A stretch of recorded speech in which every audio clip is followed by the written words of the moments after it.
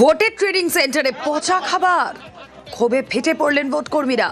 মহকুমা শাসকের সামনেই ফেলা হলো পচা খাবার।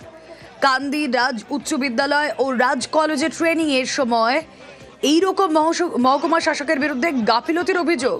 কথা বলবো, প্রণব প্রতিনিধি রয়েছেন সঙ্গে। প্রণব, যারা কাজ করতে গিয়েছেন, ট্রেনিং এ গিয়েছেন, তাদের খাবারের এই ব্যবস্থা?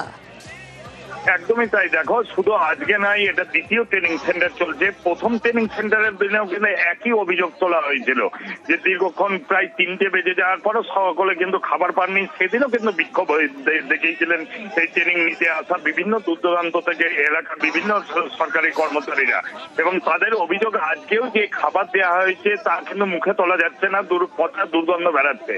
এবং মহকুমা শাসক কাদের, যিনি মহকুমা শাসক রয়েছেন, তিনি ঘটনাস্থলে এলে তার কাছে খাবার নিয়ে কিন্তু খাবার দেখিয়ে তাকে রীতিমতন ক্ষোভে ফেটে পড়ে।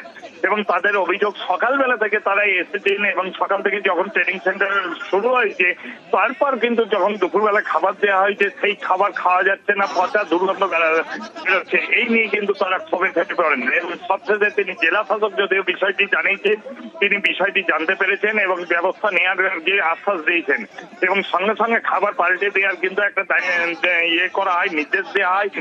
তারপরে কিন্তু খাবার তৎপর হয়ে প্রশাসনের পক্ষ থেকে খাবার চেঞ্জ করে দেওয়া হয় এবং তারপর পরিস্থিতি নিয়ন্ত্রণে আছে।